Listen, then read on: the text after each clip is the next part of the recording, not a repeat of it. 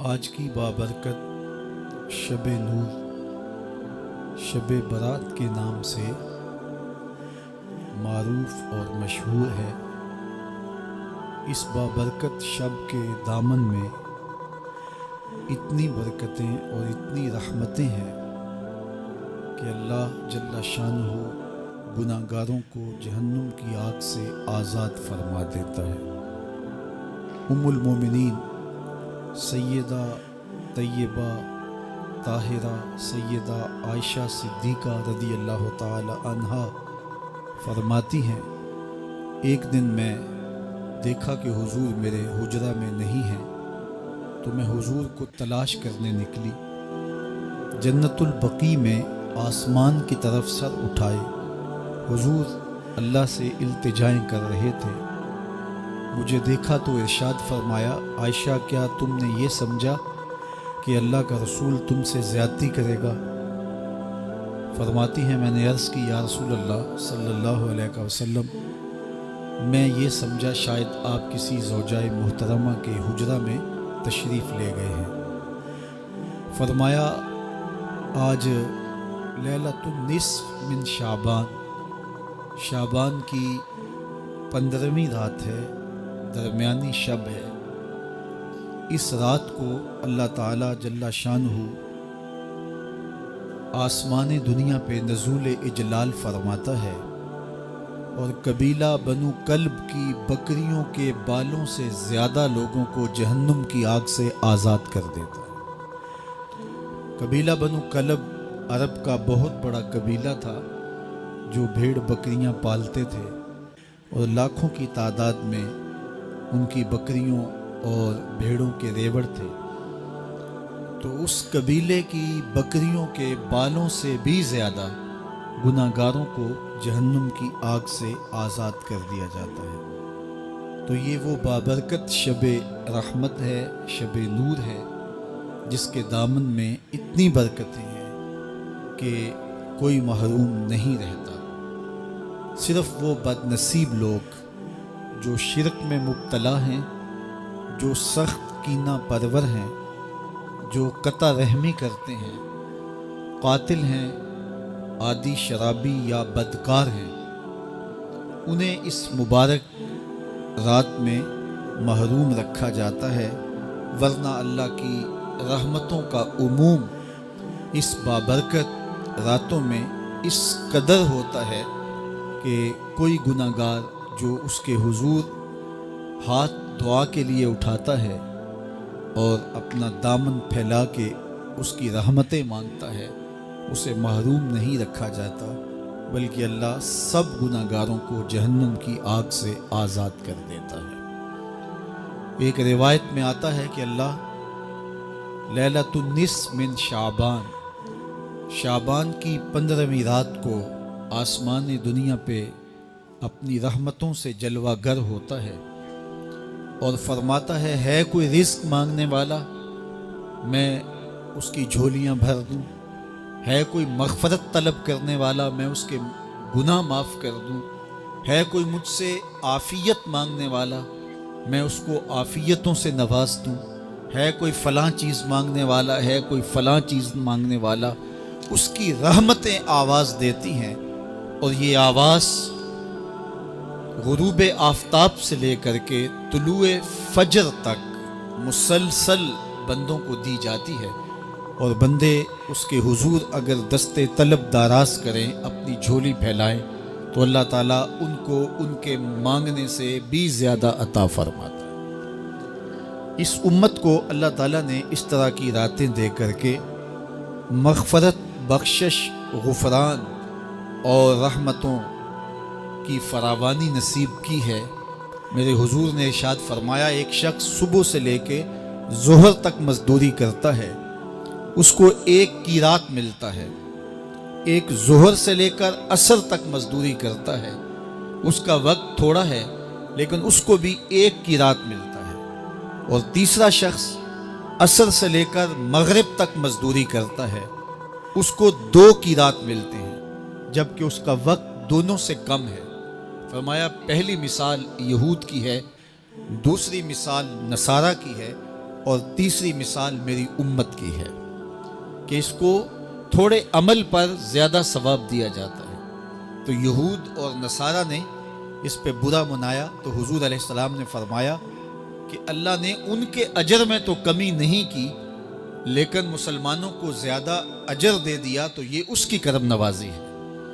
تو یہ تھوڑے وقت کی عبادتیں اور چند راتوں کی بیداری اور مخصوص اوقات میں اللہ کے حضور عبادت و ریاضت ایک گناہگار کو کہاں سے کہاں تک پہنچا دیتی ہے، اس کے گناہوں کی معافی کا ذریعہ بھی بنتی ہے اور درجات کی بلندی کا سبب بھی۔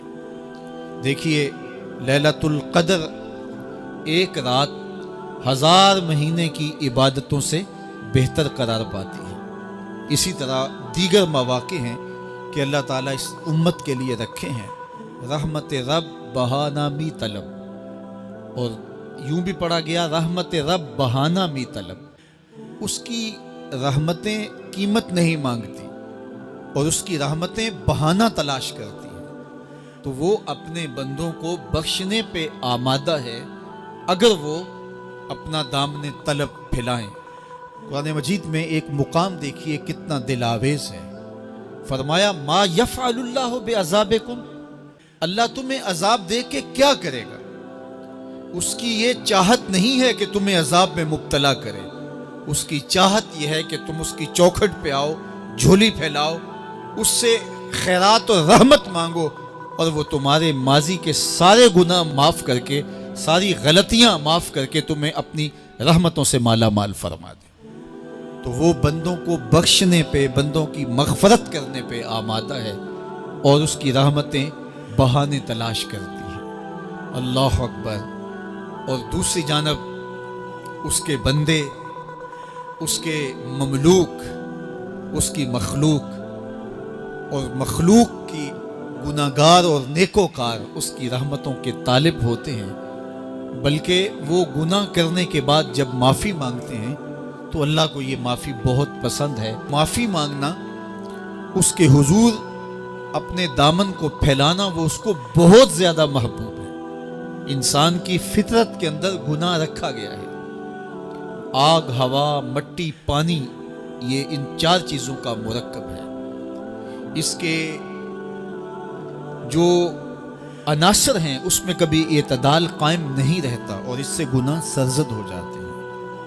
گناہ کرنے کے بعد بندے کا اس گناہ پہ اصرار کرنا، اڑ جانا، ضد کرنا، توبہ نہ کرنا اللہ کو یہ پسند نہیں، لیکن اگر اس سے گناہ سرزد ہو جائے تو پھر وہ توبہ کر لے تو اللہ کو یہ بہت زیادہ پسند ہے۔ جو اس سے ہو سکے نیکی وہ اللہ کے حضور پیش کرے، لیکن اس کے اندر جو شر رکھی گئی ہے، اس کے اندر جو قوتیں گناہ کی رکھی گئی ہیں، اس سے اگر اس سے گناہ سرزد ہو جائے تو پھر وہ اللہ سے توبہ کرے، اللہ کی طرف رجوع کرے، تو اللہ اس کی توبہ کو نہ صرف قبول کرتا ہے بلکہ اس کے گناہوں کو معاف کرتا ہے اور گناہوں کو بدل کے نیکیوں میں تبدیل کر دیتا ہے۔ جب گناہ نیکیوں میں تبدیل ہو گئے تو جتنا بڑا گناہ گار تھا اتنا بڑا نیکوکار ہو گیا۔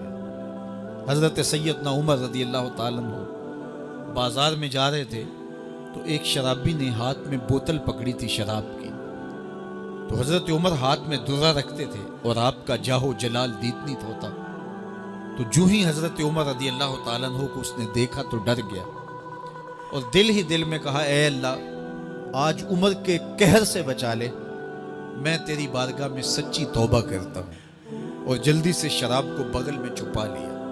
اتنے میں حضرت عمر سر پہ پہنچ گئے اور گرج کر کڑک کے کہا کہ یہ تیری بغل میں کیا ہے؟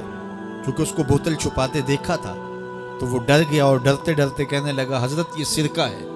اب تھی تو شراب لیکن ڈرتے ہوئے بولا حضرت سرکہ ہے، تو حضرت عمر نے کہا نکال۔ جب نکالا تو شراب نہیں تھی، واقعی سرکہ بن چکا تھا۔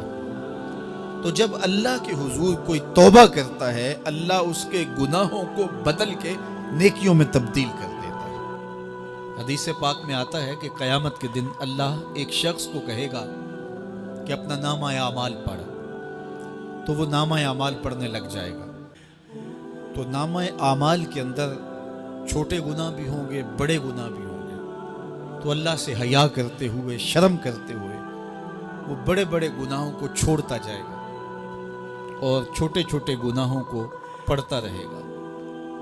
جب وہ سارے گناہ پڑھ چکے گا اور کتاب ختم ہوگی تو اللہ تعالیٰ اسے فرمائے گا، میرے بندے تو نے یہ جتنے گناہ پڑھے ہیں میں نے سب کو بدل کے نیکیوں میں تبدیل کر دیا۔ تو بندہ کہے گا، اللہ ابھی تو میرے بڑے بڑے گناہ رہتے ہیں جو میں نے پڑھے ہی نہیں۔ فَضَحِكَ النَّبِيُّ حَتَّى بَدَتْ أَنْيَابُهُ، حضور جب یہ بیان فرما رہے تھے تو حضور اتنا مسکرائے کہ صحابہ نے حضور کی داڑھیں دیکھ لی۔ تو پہلے وہ بڑے بڑے گناہ چھوڑے جا رہا تھا، لیکن جب اللہ فرمائے گا کہ میں تیرے گناہوں کو بدل کے نیکیوں میں تبدیل کر دیا، وہ کہے گا ابھی تو بڑے بڑے گناہ رہتے جو میں نے ابھی پڑھے ہی نہیں۔ تو جب کوئی بندہ اس کے حضور توبہ کرتا ہے، اللہ یہ نہیں دیکھتا اس نے گناہ کتنے کیے ہیں، یہ دیکھتا ہے بندہ آیا میری چوکھٹ پہ ہے تو اللہ اس کے پچھلے سارے گناہ معاف فرما دیتا۔ اللہ اکبر۔ میرے اور آپ کے آقا و مولا نے اللہ کے حضور توبہ کرنے اور اس پر اللہ کی خوشی اور اللہ کی خوشنودی کا ذکر کرتے ہوئے ایک مثال بیان فرمائی کہ ایک شخص صحرا میں سفر کر رہا تھا، تو وہ ایک درخت کے نیچے دوپہر کاٹنے کے لیے، سستانے کے لیے رک گیا اور درخت کے ساتھ اپنے اونٹ کو باندھ دیا اور خود لیٹ گیا تاکہ دوپہر کاٹ لو۔ تھوڑی دیر کے بعد جب اس کی آنکھ کھلی تو اس نے کیا دیکھا کہ اونٹ ماں ساز و سامان کے ساتھ غائب ہے۔ اب صحرا میں اونٹ کا گم ہو جانا گویا زندگی چلے جانے کے مترادف ہے۔ تو اس نے دائیں بائیں بھاگ دوڑ کے دیکھا کہ کہیں اونٹ کا نشان مل جائے، لیکن اونٹ کا نشان نہیں ملا۔ تا حد نظر کوئی انسانی آبادی نہیں۔ وہ بھاگا اور تھک ہار کے دوبارہ اسی درخت کے نیچے بیٹھ گیا اور پیاس سے ہلکان ہوا جا رہا تھا اور درخت کے ساتھ ٹیک لگا کے لیٹ گیا اور موت کا انتظار کرنے لگا۔ جن لوگوں نے صحرا کا سفر کیا ہے ان کو اس بات کا اندازہ ہوگا کہ کئی 100 میل تک انسانی آبادی ہی نہیں، اب نہ کچھ کھانے کے لیے بچا نہ کچھ پینے کے لیے بچا، اونٹ بھی غائب ہو گیا، توشہ بھی ساتھ ہی چلا گیا، تو اب ظاہر ہے سیدھی موت ہی نظر آ رہی ہے۔ تو وہ اس درخت کے ساتھ ٹیک لگا کے بیٹھ جاتا ہے اور موت کا منتظر ہوتا ہے۔ تھوڑی دیر کے بعد پھر اس کی دوبارہ آنکھ لگ جاتی ہے۔ جب دوبارہ آنکھ لگتی ہے تو تھوڑی دیر بعد پھر آنکھ کھلتی ہے۔ جب دوبارہ آنکھ کھلتی ہے تو دیکھتا ہے کہ اونٹ جو گما تھا ماں ساز و سامان کے اس کے پاس کھڑا ہے۔ تو صحرا میں اس حالت میں اونٹ کا مل جانا زندگی مل جانے کے مترادف ہے۔ تو وہ اتنا خوش ہوا کہ خوشی کی انتہا نہ رہی، بلکہ مسرتوں کے ہجوم میں درک گیا اور کہنے کیا لگا، اللہم انت عبدی وانا ربک، اے اللہ تو میرا بندہ اور میں تیرا رب۔ کہنا تو یہ تھا کہ تو میرا رب اور میں تیرا بندہ، لیکن مسرتوں کا ہجوم ہی اتنا تھا، خوشیوں کا ہجوم ہی اتنا تھا کہ زبان پہ قابو نہ رہا۔